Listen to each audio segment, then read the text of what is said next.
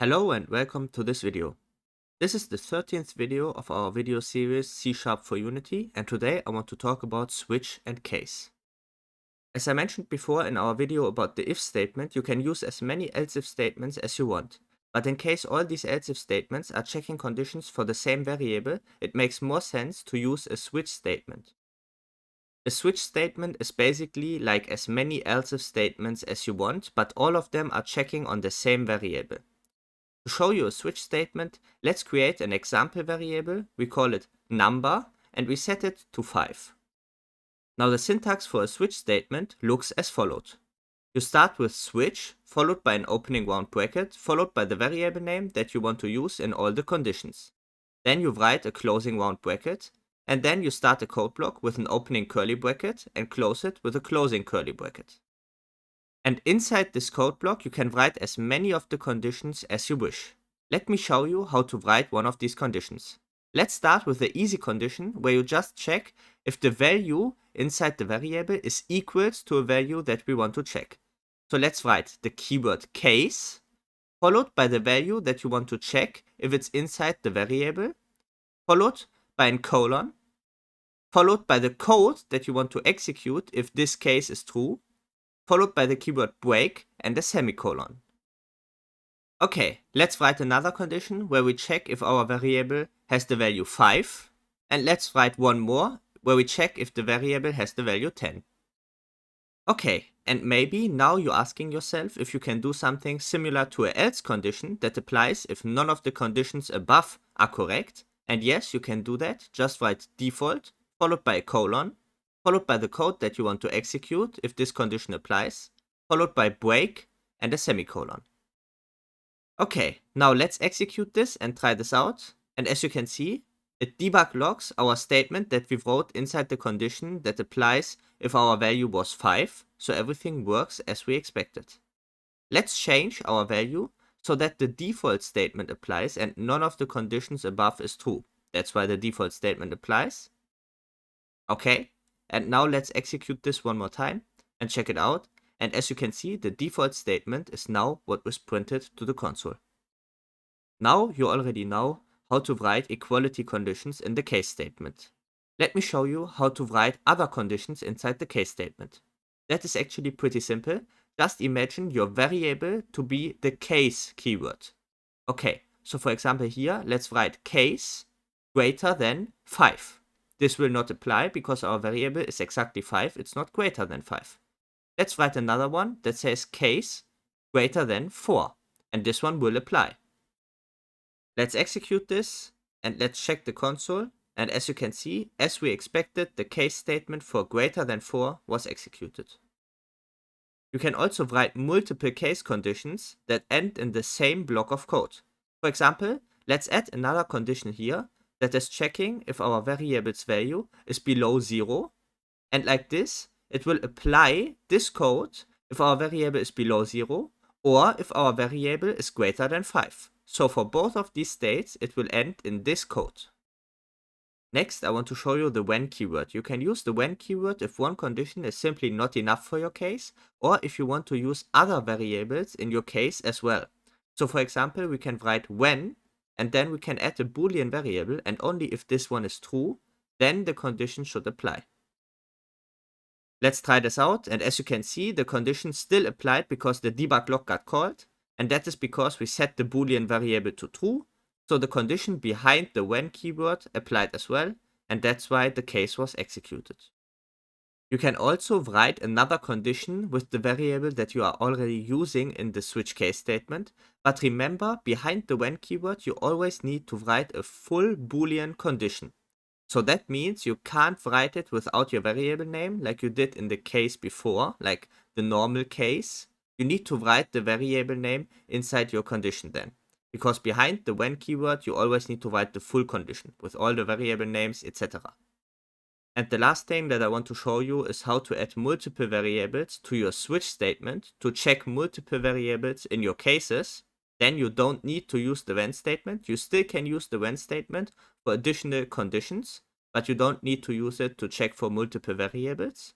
And to do that, just add a tuple to your switch statement, and write all the variables that you want to check inside this tuple. For this example, let's use 2 variables. Okay, to check this out, let's write a small weather example.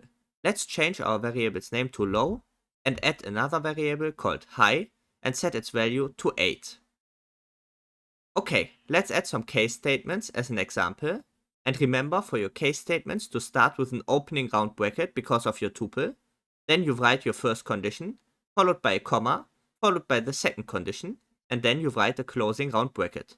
And of course, if you have more than 2 variables, for example 3, then don't forget to add your third condition.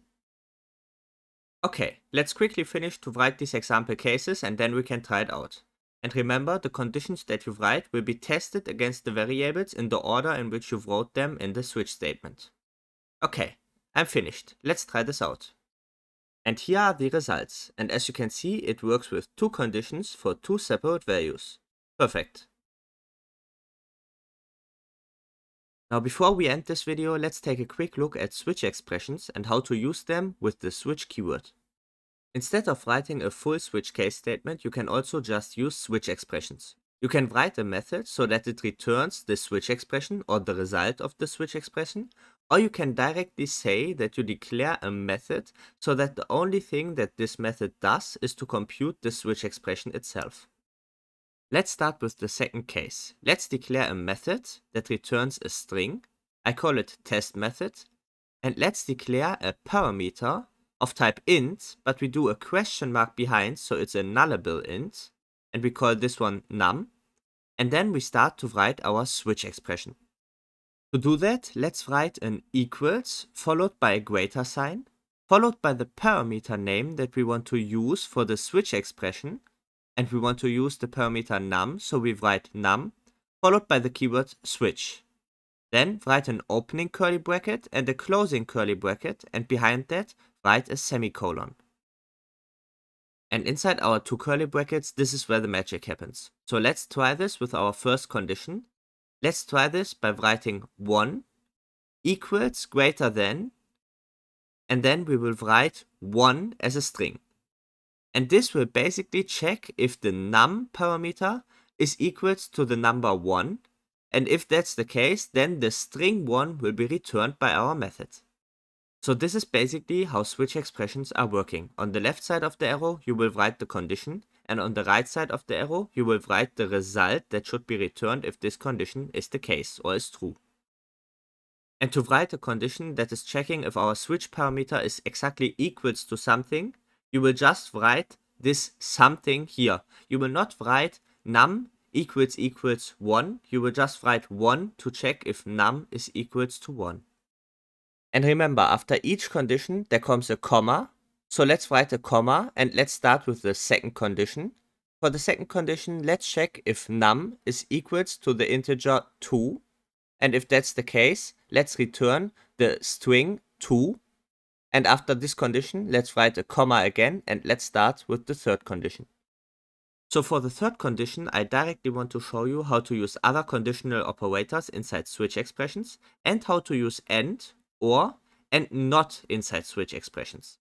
So let's start by checking if our num parameter is greater than or equals to 3.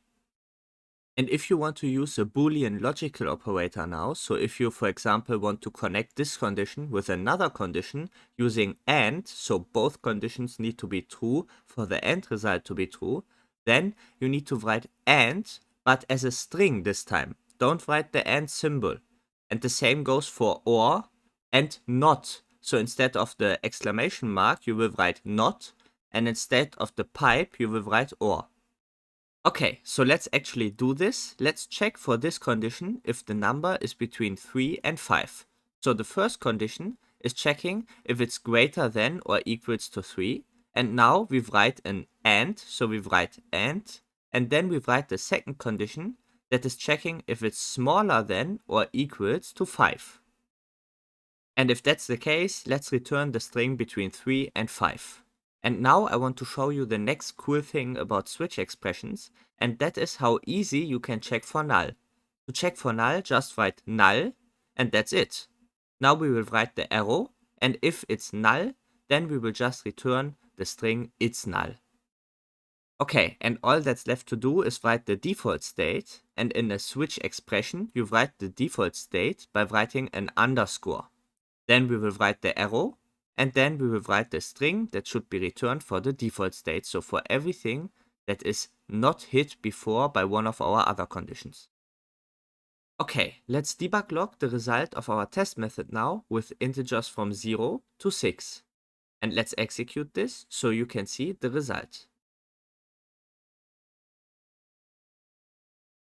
Okay, now let's take a look at the other variant of our switch expressions. So let's go back to the script and let's change the method to a normal method. And inside we can now write, for example, string test equals num switch, and then we will write the opening curly bracket and the closing curly bracket and the semicolon after, and all the expressions are in between the two curly brackets. So as you can see, now we can save the result of the switch expression inside our string test. And now, for example, we could continue to work with our variable test, or we can directly return the variable test like this. Or also we can directly return the num switch, so we could just remove the string test and write return num switch. But in this case, it's much easier to directly write our method like we did before, so it only returns and computes the switch expression. Welcome to the end of this video. Hit the subscribe button to stay updated. Also, if you need some high quality assets for your game or like our channel and want to support us, feel free to check out our assets at the Unity or Unreal Asset Store. You'll find the link to our store pages in the description. I hope you learned something new and see you next time.